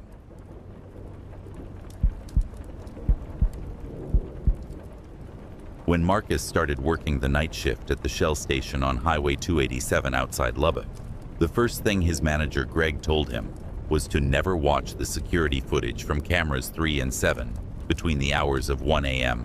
and 4 a.m. Greg said it matter-of-factly, like he was explaining how to work the register or where to find the cleaning supplies. "The system glitches during those hours," Greg explained, pointing to the bank of monitors behind the counter. "Corporate knows about it, but fixing it would cost more than replacing the whole setup. Just ignore whatever you see on those 2 screens during the dead hours. It's not real." Marcus assumed it was some kind of equipment malfunction. Maybe the cameras picked up interference from radio towers or created false images during certain atmospheric conditions. Texas was full of weird phenomena that played havoc with electronics. He'd heard truckers talk about CB radios picking up conversations from decades past, and everyone knew cell phones acted strange in certain parts of the state. For the first 2 weeks, Marcus followed Greg's instructions without question. Cameras 3 and 7 covered the back parking area and the dumpster enclosure respectively, not exactly high-traffic areas that required constant monitoring. When the digital displays flickered or showed strange shadows during his shift, Marcus simply looked away and focused on other tasks. But curiosity is a persistent thing, especially during the long, lonely hours of night shift work. On a particularly quiet Tuesday, in his third week, Marcus found himself stealing glances at the supposedly malfunctioning screens. Camera 3 showed what appeared to be normal footage of the back parking area. Empty, except for an old pickup truck that belonged to Eddie, the maintenance guy who came in twice a week. Camera 7 displayed the dumpster area, also empty and unremarkable. Nothing seemed particularly glitchy or unusual until 1:47 a.m., when Marcus noticed movement on camera 3. A figure had appeared near Eddie's truck, someone tall and thin, wearing what looked like work coveralls. The person was walking around the vehicle in slow, deliberate circles, occasionally stopping to peer into the windows or touch the paint with their hands. Marcus assumed it was Eddie himself, maybe doing some late-night maintenance or retrieving something he'd forgotten. But as he watched, the figure's movements became increasingly strange. Instead of walking normally, the person seemed to be gliding just above the ground, their feet never quite making contact with the asphalt, and their arms moved too fluidly, bending at angles that suggested additional joints. The figure stopped circling the truck and turned to face camera 3 directly. Even through the grainy black and white footage, Marcus could see that something was fundamentally wrong with the person's face. The features were human, but arranged incorrectly. Eyes too low, mouth too high, nose positioned at an angle that defied anatomy. When the figure smiled, revealing far too many teeth, Marcus jerked his attention away from the monitor. Equipment malfunction, he muttered to himself, echoing Greg's explanation. Just interference or video corruption. But when he looked back a minute later, the figure was gone, and Eddie's truck sat undisturbed in the empty parking lot. Camera 7 began acting up around 2:15 a.m. The dumpster area, normally a simple rectangular space enclosed by wooden fencing, appeared to have expanded somehow.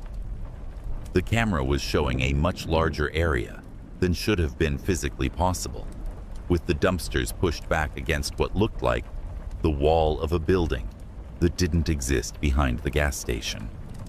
Moving through this impossible space were more figures, dozens of them, all wearing the same work coveralls, but moving with the same unnatural fluidity Marcus had observed on camera 3. They seemed to be sorting through garbage with methodical precision, but instead of throwing things away, they were constructing something. Piece by piece, they were building what looked like a replica of the gas station itself, using discarded materials and trash as building blocks. Marcus rubbed his eyes and looked again.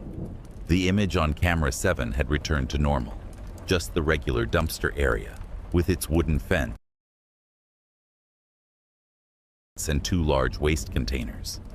But for a split second before the image stabilized, Marcus could have sworn he saw one of the figures looking directly at the camera and waving. The next morning, Marcus mentioned the strange footage to Greg during the shift change. Greg's reaction was immediate and alarming. His face went pale, and he grabbed Marcus's arm with surprising strength. "I told you not to watch those cameras," Greg said, his voice tight with something that might have been fear or anger. "What exactly did you see?" Marcus described the figures in coveralls and the impossible expansion of the dumpster area. As he spoke, Greg's grip on his arm tightened. "How long did you watch? Did any of them see you watching?" "I don't know. Maybe." One of them seemed to wave at the camera. Marcus was beginning to feel genuinely alarmed by Greg's reaction. What's really going on? This isn't just equipment malfunction, is it? Greg released his arm and walked to the monitors, staring at cameras 3 and 7, with an expression Marcus had never seen on his usually jovial face. "Marcus, I need you to understand something. What you saw on those cameras. It's not happening now. It's not happening in our time." "What do you mean?" "I mean those cameras are somehow picking up footage from the past. Or maybe the future. I don't know which, and I don't want to know. Greg's voice dropped to a whisper. But whatever you saw, those people, they're not alive anymore. Marcus felt ice forming in his stomach. How do you know that?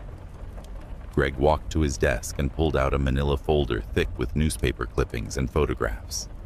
Because I've been researching this for 3 years, ever since I started seeing the same things you're seeing now. The folder contained dozens of articles dating back to the 1980s, when the gas station was first built. Marcus skimmed through headlines about construction accidents, missing workers, and unexplained deaths. One article from 1987 particularly caught his attention. 5 construction workers missing after gas station project abandoned. The article described how 5 men working on the Shell station's foundation had vanished overnight, leaving behind their tools, their lunchboxes, and their cars in the parking lot.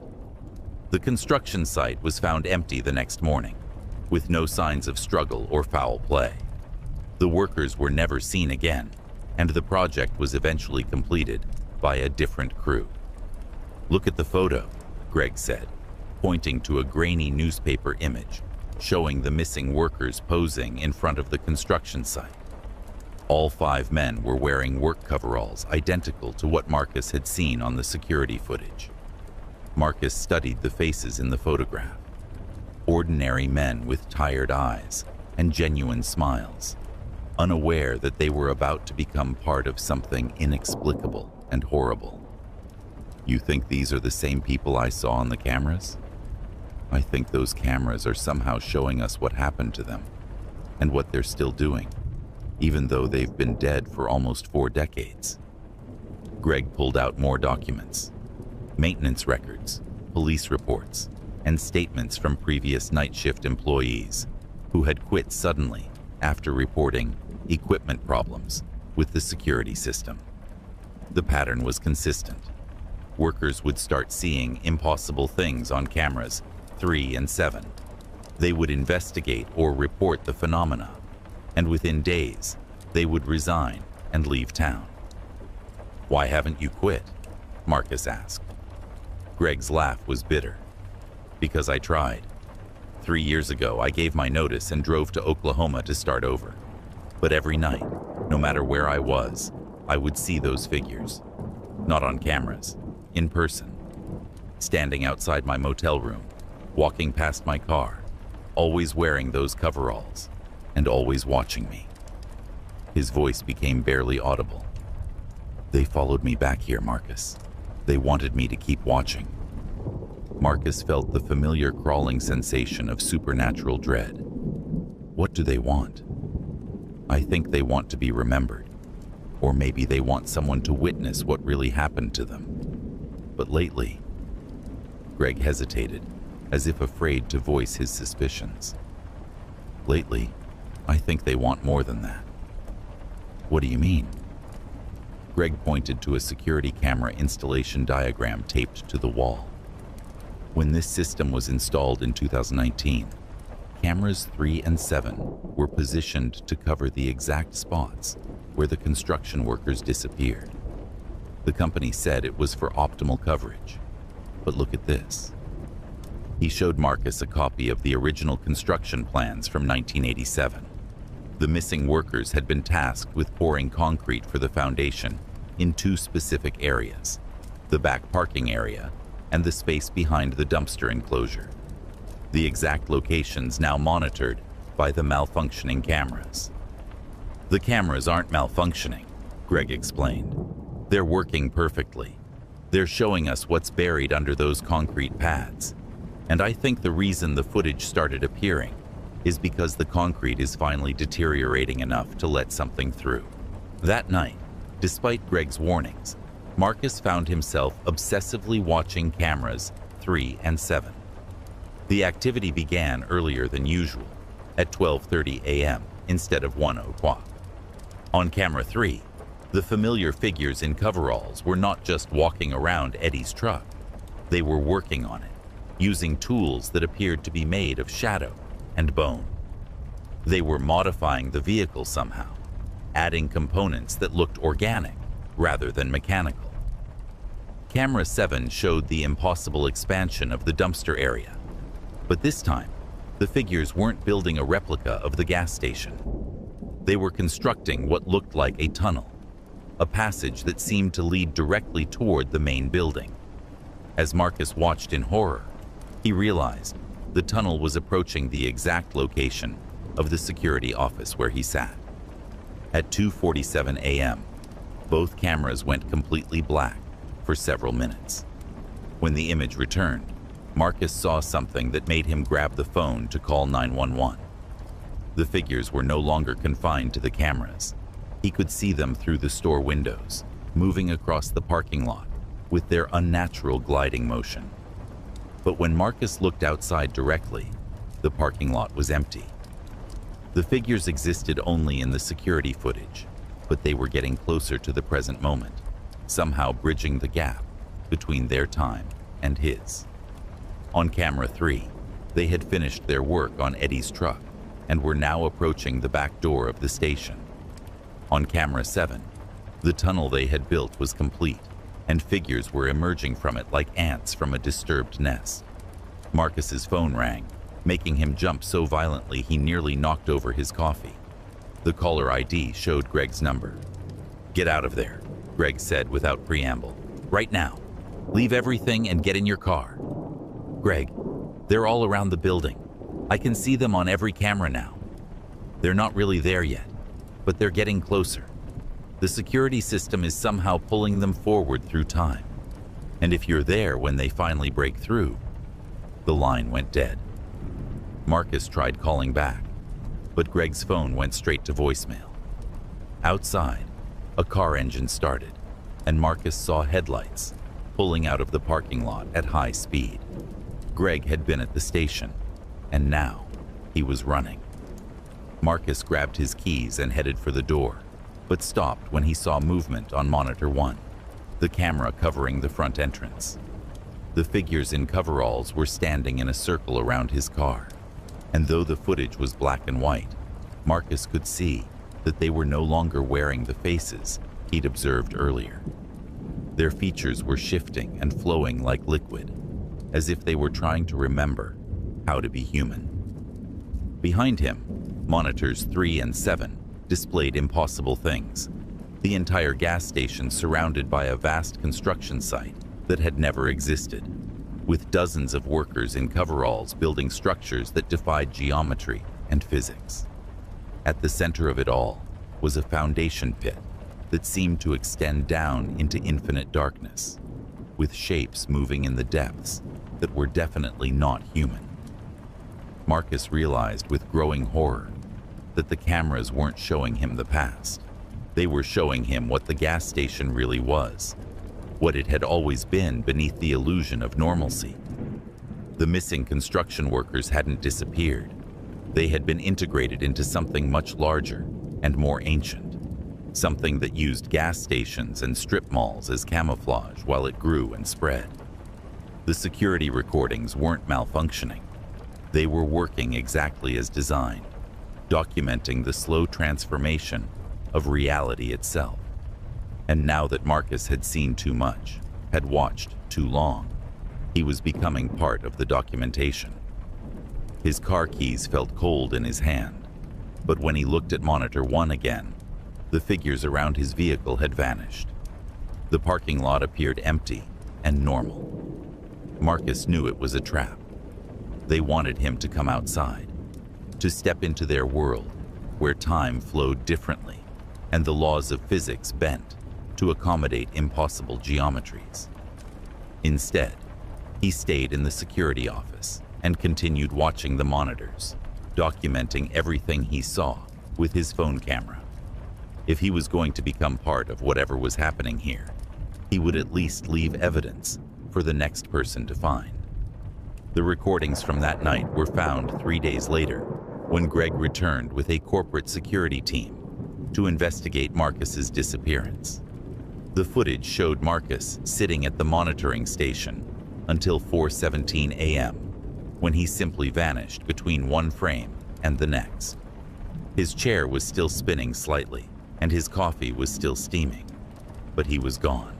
The security system was completely replaced the following week, but the new cameras began showing anomalous footage within days. The corporate team declared the site unsuitable for continued operation and sold the property to a local developer who planned to build a shopping center. Construction began 6 months later, but work stopped abruptly when the demolition crew uncovered the original foundation pads. Instead of solid concrete, they found hollow spaces containing what appeared to be broadcasting equipment of unknown design, along with dozens of security monitors displaying impossible footage from times and places that had never existed. The site remains undeveloped, surrounded by chain-link fence and warning signs about unstable ground conditions. But late at night, residents of the area report seeing lights in the abandoned lot and hearing the sound of construction equipment operated by workers who cast no shadows. The security recordings from the Shell station are stored in a climate-controlled facility in Austin, available only to researchers with special clearance. Viewing them requires psychological evaluation and signed waivers, because prolonged exposure to the footage has been known to cause viewers to disappear under circumstances identical to Marcus's vanishing. But the recordings continue to accumulate, documenting construction projects that were never built, by workers who were never born, in a place that exists parallel to our reality, and grows stronger every time someone watches the impossible footage and becomes part of the endless, timeless construction that spans decades and dimensions. Sarah started working at the Exxon station on Interstate 75 near Macon, Georgia, and quickly noticed the receipt printer often malfunctioned, printing extra receipts with no explanation. Her manager, Carl Jenkins, assured her that the equipment was old and temperamental, and it was common for older machines to act up. He told Sarah to simply throw away any duplicates. However, Sarah soon realized that these extra receipts weren't duplicates. They were for transactions that never happened, purchases for gas from non-existent pumps, and customers who didn't exist. One receipt she found showed a purchase for $47.83 worth of premium unleaded 12.4 gallons at 3:17 a.m., a time when no one had bought gas, especially since Sarah had been the only one working that night. The receipt also listed a credit card number that didn't match any transactions that night, and a pump labeled Pump 9. But the station only had 6 pumps. Curious and disturbed, Sarah started collecting these odd receipts. She noticed that all the phantom transactions occurred between 2 a.m. and 4 a.m. when the station was empty. Most of the receipts listed non-existent pumps, 7, 8, 9, and 10, and the customers had names that were close to, but not quite, hers or Carl's. One receipt showed Sarah Mitchell, a slight misspelling of her name. Another listed Carl Jenkins, just one letter off from Carl's name. A third showed Tom Bradley, sending a chill down Sarah's spine. Tom had been the previous night worker who had quit abruptly 3 months ago. Determined to uncover the mystery, Sarah decided to confront the printer. Around 2:30 a.m. on Thursday, she positioned herself directly in front of it, watching intently as the machine warmed up. Slowly, the paper emerged, line by line, and instead of a standard transaction, it printed something that made Sarah's hands shake with fear. Exxon Station, Macon, GA, transaction. Time, 02:31 a.m. AM customer, Sarah Mitchell item, premium unleaded amount, final purchase, total, $0. Payment, Life Force, thank you for your service. At the bottom of the receipt was a timestamp showing a date 3 days in the future. Sarah stared, trying to understand what she was seeing. The machine had printed her exact name, not a misspelled version like the others, and the date was 3 days ahead. Something was going to happen to her. Her heart raced with fear. She immediately called Carl. When he answered, his voice was sharp with concern as she explained what she had found. "Sarah, lock the doors right now. Don't let anyone in until I get there. And whatever you do, don't go near the pumps." "What's going on, Carl? What do these receipts mean?" "I'll explain when I get there. Just stay inside and stay safe." Carl arrived within 20 minutes, carrying a manila folder. His expression was grim, and Sarah could tell he had seen this kind of thing before. He examined the receipt she had found, then opened the folder to reveal dozens of similar receipts, as well as newspaper clippings and missing person reports. One article showed a photo of Mike Santos, a former night worker who had disappeared without a trace. Carl explained, "This started about 5 years ago, when Mike Santos worked here. He started collecting these strange receipts, just like you. The last receipt we found had his name on it, just like yours. The timestamp showed a date 3 days after he vanished." Sarah felt a chill. "And Tom Bradley?" Carl pulled out more documents. "Same pattern. Tom started noticing the phantom receipts about 6 months into his job. He started asking questions, collecting receipts, and then he got one with his name on it. 3 days later, security footage showed him working until 2:47 a.m., and then he was gone. Like he never existed." Sarah's stomach dropped. "Are you saying the printer is predicting deaths?" Carl hesitated, then shook his head. "I think it's doing something worse than predicting them.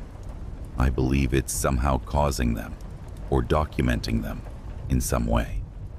There's something off about this station." Carl pulled out a set of blueprints for the station. He explained that the station had originally planned for 10 pumps, but construction had been halted after several workers had mysteriously vanished during the installation of pumps 7 to 10. Those pumps were never built, but the printer continued referencing them, printing receipts for purchases from pumps that didn't exist. Sarah felt her mind race. "So the station that was never built is still operating, in some way?" Carl nodded gravely. "It's as if the station, in some alternate form, is still functioning, somehow, somewhere. And it's been using the printer to document disappearances." She felt a sinking feeling in her stomach. "And I'm next, aren't I?" Carl looked at her, his face pale. "I'm afraid so, but we might be able to stop it." Carl explained that the disappearances seemed to happen when the victim was alone between 2 a.m. and 4 a.m. If you're never alone during those hours, you might be safe. "I can't quit," Sarah said, voice tight. "I need this job. My mom's treatment costs too much." "Then we'll make sure you're never alone," Carl replied. "I'll stay with you during the night shift. We'll make it through this together." For the next 2 weeks, Carl stayed with Sarah during her shifts. Every night, around 2:15 a.m., the printer would warm up, but instead of printing the usual phantom receipts, it printed one with a new message: "Transaction canceled. Insufficient isolation. Retry when subject is alone." The canceled receipts gave Sarah hope that they had found a way to protect her. But then, Carl received an urgent phone call.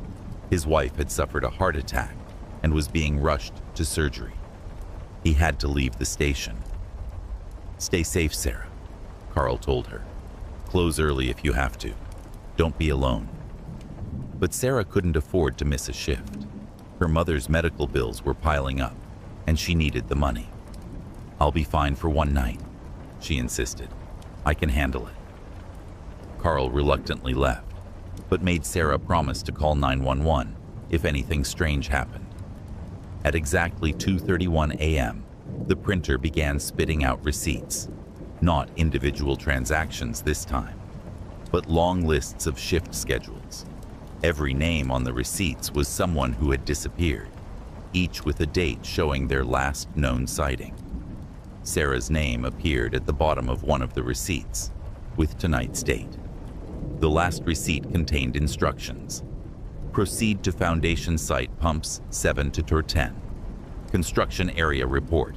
For final shift benefits package includes permanent employment, no more financial worries, reunion with all previous staff, eternal night shift satisfaction guaranteed. Sarah felt an overwhelming urge to follow the directions. Her mind screamed for her to stop, but a part of her, the part that was exhausted by stress and overwhelmed by her situation, whispered that maybe eternal peace wasn't such a bad thing. She walked toward the back of the station, where the construction site for pumps 7 to 10 was located. As she reached the foundations, she saw ghostly figures standing around. Mike Santos stepped forward, his face both familiar and strangely translucent. "Sarah," he said gently, "we've been waiting for you. The night shift here is so much better. No customers, no stress, no bills, just peaceful work, forever." Behind him, Sarah saw Tom Bradley and other missing workers, all smiling serenely. Even the disappeared customers looked content. "What about my mother?" Sarah asked, her voice trembling. "She'll be taken care of," Mike said. "No more bills, no more treatments. She'll join you when her time comes." It was a tempting offer. No more financial struggles, no more stress, just eternal peace. But just as Sarah stepped forward, her phone buzzed with a text from Carl. "Wife's surgery went well. Coming back to the station now.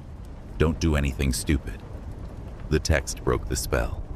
Sarah turned to look at the ghostly figures, and their smiles turned to something darker, desperate, almost predatory. Suddenly, she understood that this was a trap. She turned and ran back to the station, locking herself inside. The figures pressed against the windows, their hands leaving fading marks on the glass. When Carl arrived 15 minutes later, everything was normal outside. But the printer was still running, printing dozens of receipts with the messages: "Transaction failed," "Subject escaped," and "Retry next shift." The next morning, Sarah quit. She moved with her mother to another state, using her savings to start over. Carl hired security to cover the night shifts in pairs, ensuring no one would ever be alone during those critical hours again. But the phantom receipts didn't stop. They kept appearing, documenting failed attempts to recruit new employees for the eternal night shift at the gas station that existed just beyond reality's edge. And late at night, construction equipment could still be heard working on the empty lot as the vanished workers continued their efforts to complete the pumps that would bring more victims into their twisted, eternal shift.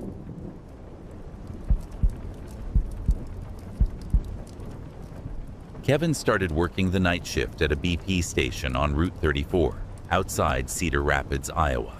On his first day, his manager, Linda Vasquez, warned him about one thing: never use the old air compressor after midnight.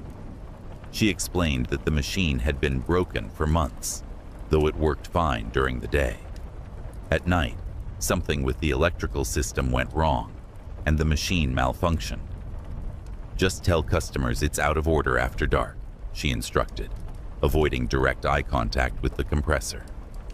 The machine was ancient, old enough to have been there since the station was built in the 1980s. It was a hulking yellow unit with a coin slot, a pressure gauge, and about 50 feet of black rubber hose coiled around a metal rack. It sat beneath a flickering sodium light that cast a sickly orange hue over the cracked concrete, making the whole setup seem eerie and neglected. Kevin didn't think much of it at first, assuming it was just a relic of a bygone era. But it didn't take long for that machine to give him a sense of unease. On his third night, At exactly 2:15 a.m., Kevin heard the unmistakable sound of the compressor running. It was the rhythmic wheeze and hiss of the motor cycling on and off. Kevin glanced out the window, expecting to see a customer using the machine, but the parking lot was empty, except for his Honda Civic and a semi-truck parked far off in the distance. Yet the machine was definitely running, its motor housing vibrating with mechanical effort. But the air hose remained still, coiled on its rack. No one was using it. Puzzled, Kevin stepped outside to investigate. The motor was straining, working harder than it should for a simple pressure cycle. But the hose didn't move. It was as if the machine was dispensing air, with no one there to use it. Kevin moved closer and noticed a strange, soft whooshing sound underneath the motor noise. A rhythmic, almost breathing-like noise coming from the compressor. Kevin tried to turn off the machine using the manual switch, but nothing happened. The compressor continued cycling, building pressure and releasing it in steady intervals. As the minutes ticked by, the sound of the machine became increasingly unsettling. It was as if the compressor itself was alive, breathing, with a steady, deep inhalation and exhalation. The noise began to resemble the steady beat of a heart, pulsing in time with the compressor's cycles. Finally, at exactly 3:02 a.m., the machine powered down. Kevin hurried back inside, his heart racing. He was both confused and frightened by what he had just witnessed. There was something deeply wrong with that machine. The next morning, Kevin told Linda about the strange incident. Her reaction was immediate. She went pale and grabbed his arm, looking at him with urgency in her eyes. "You didn't try to turn it off, did you?" she asked, her voice trembling. "I tried the switch, but it didn't work," Kevin replied. "Why?" Linda looked out the window at the compressor, her face darkening with dread. "Kevin, I need you to promise me something. If you hear that machine running at night, you stay inside. Don't go near it. Don't touch it. Don't even look at it. Don't touch the hose no matter what." Kevin felt a chill run through him. "Linda, what's going on? What's really going on with that machine?" Linda turned to face him, her eyes filled with fear. She took a deep breath, then began to speak in a hushed voice. "That compressor has been broken for 8 months, ever since Danny Morrison disappeared." "Who's Danny Morrison?" Kevin asked, now more confused than ever. "Danny was the night shift worker before you. A good kid, studying auto mechanics at the community college. He was always good with machines, and when customers complained about the air compressor not working, he decided to fix it himself. He thought it was a simple electrical issue." "What happened?" Kevin asked, his stomach tightening. Linda paused, looking down, before speaking in a near whisper. "Danny went out to fix the machine around 2:30 a.m. The security footage shows him walking toward the compressor with his toolbox, but the camera angle never actually shows the machine. 3 minutes later, the compressor started running, but Danny never came back inside. The next morning, we found his toolbox scattered around the compressor. It was like he dropped it in a hurry, but there was no sign of Danny. No footprints, no trace of him at all." Kevin's mind raced. "Did you call the police?" "Of course," Linda said. "They searched the area, checked the footage, interviewed everyone. But no one saw Danny leave. He just vanished, somewhere between the store and that machine." Kevin was silent for a moment. The eerie feeling about the compressor was now linked to Danny's disappearance. "And that machine has been running like this ever since?" Linda nodded. "Every night at exactly 2:30 a.m., runs for 47 minutes, then shuts off. During the day, it works fine, but after midnight, it's like something takes over. It's like it's feeding, and I've had 3 different repair companies come in to look at it, but none of them will come back after dark. They all say the same thing. The machine's mechanically fine, We can't explain what's happening at night." That night, Kevin couldn't stop thinking about what Linda had said. As 2:30 a.m. approached, he found himself watching the compressor closely. At exactly 2:31 a.m., the motor began to run, just like the night before. But this time, Kevin noticed something new. The air hose, which should have been motionless, was swaying ever so slightly, back and forth. The movement was subtle, but it was enough to make his stomach churn. As he watched, the hose moved more, like it was alive, almost as if it were breathing. Compelled by a mixture of curiosity and unease, Kevin grabbed a flashlight and stepped outside, despite Linda's warnings. The pressure gauge was fluctuating wildly, from normal levels to dangerously high readings. The motor was groaning, and the hose began to writhe like a snake, coiling and uncoiling around its metal rack. The brass fitting at the end of the hose, which was supposed to attach to tire valves, opened and closed rhythmically, as if it were a mouth gasping for air. Kevin's heart skipped a beat as he aimed the flashlight at the concrete beneath the compressor. There were dark stains on the ground. Oil, he thought at first, but the patterns weren't random. They looked like handprints, overlapping and layered, as if many people had pressed their palms against the concrete, trying to crawl away from something. The whooshing sound grew louder, more urgent. It was definitely breathing, deep, labored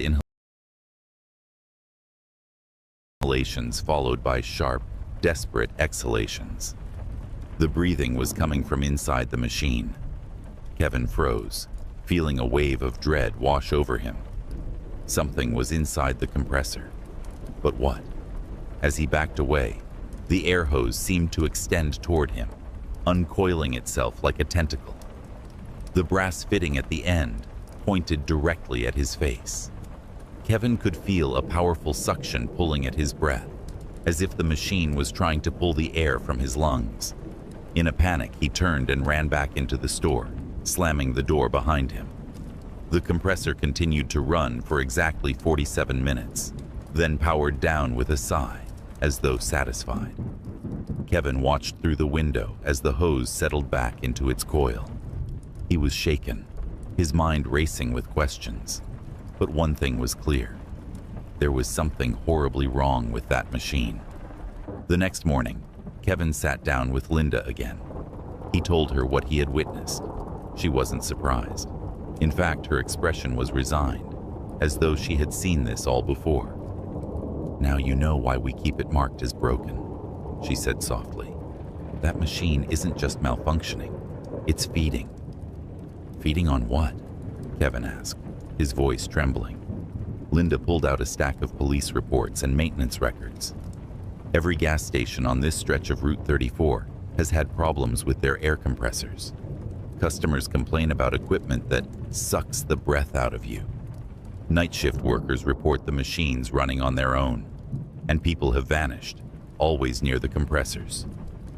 Kevin's blood ran cold as he looked through the reports. The pattern was the same at every station: disappearances near malfunctioning air compressors. The police had been unable to explain it. Linda continued, "I think the compressors are somehow connected to the old mine shafts beneath the stations.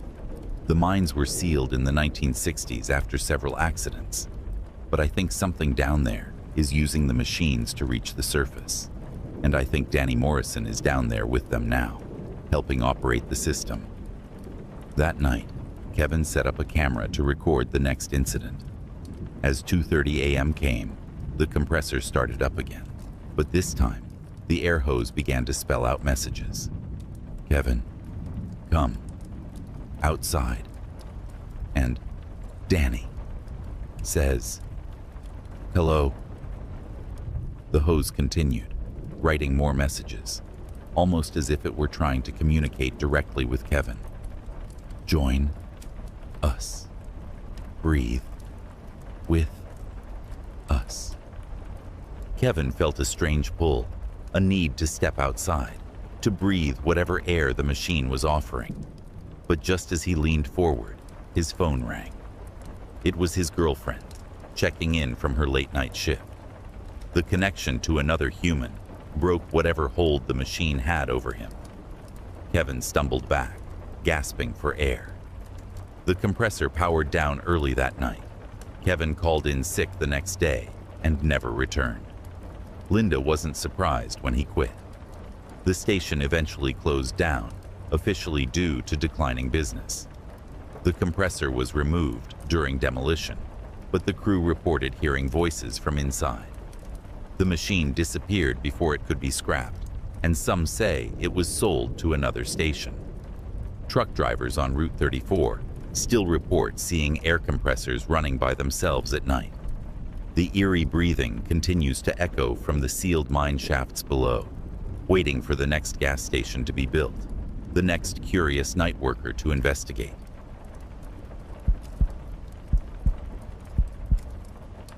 Amanda started working the night shift at a Chevron station outside Portland, Oregon, and quickly noticed something strange with the fuel price displays. Pump 4's digital sign began malfunctioning, flashing bizarre prices like $66.60, $13.113, and $100. Initially, she assumed it was a software glitch, common in the rainy Pacific Northwest. But the issue soon became too frequent to dismiss as a technical error. When she mentioned it to her manager, Pete Rodriguez, he seemed far more concerned than expected. He asked Amanda to document the exact times and prices displayed and told her to redirect customers away from Pump 4 after midnight. Pete also mentioned that the previous night worker, Melissa Garcia, had experienced similar issues right before quitting. Melissa had claimed that the numbers weren't random.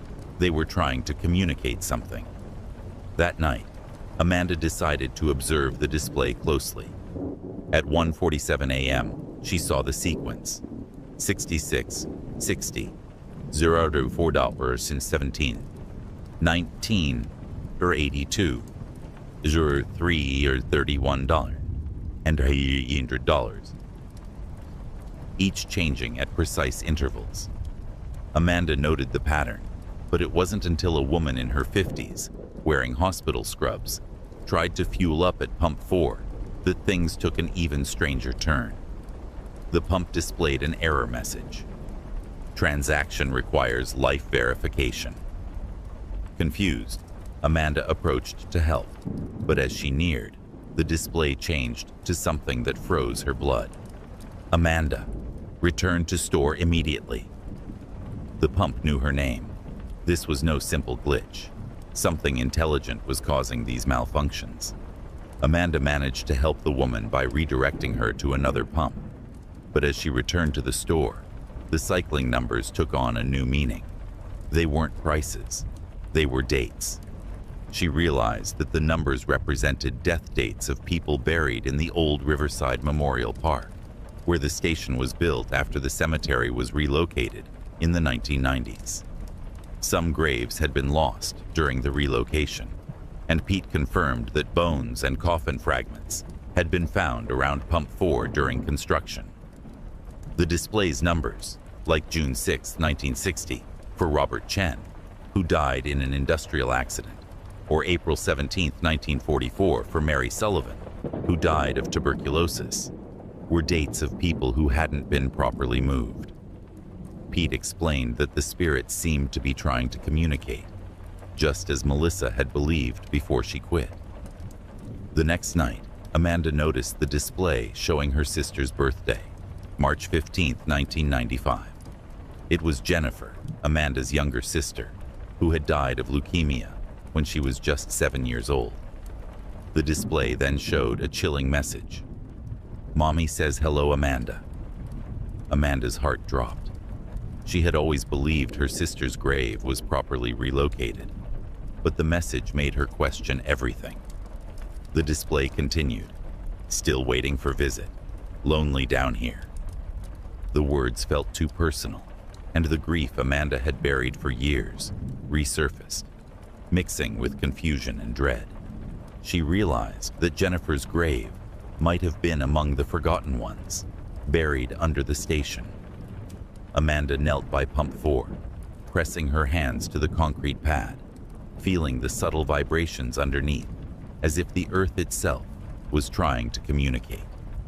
The display showed messages from Jennifer, pleading to be acknowledged and properly reburied. It wasn't just her sister. Every number was connected to a forgotten soul, and the spirits wanted someone to help them. But then, the messages turned darker. The display began showing, "You stay. Need someone alive to help us talk." The dead weren't just seeking recognition. They wanted Amanda to stay permanently, acting as their voice. They had been isolated for too long and didn't want to be left alone again.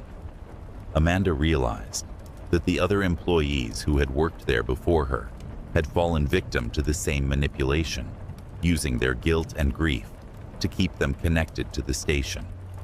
Pete explained that Melissa had experienced the same manipulation, and when the pump displayed her birth date, she left the station and never returned.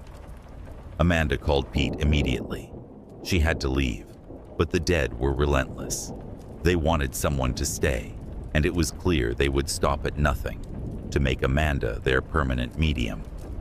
The next morning, Amanda quit the job, claiming family obligations and leaving Portland behind. But she couldn't shake the feeling that the station wasn't the only place with such dark secrets. Working with investigators and journalists, Amanda uncovered the truth.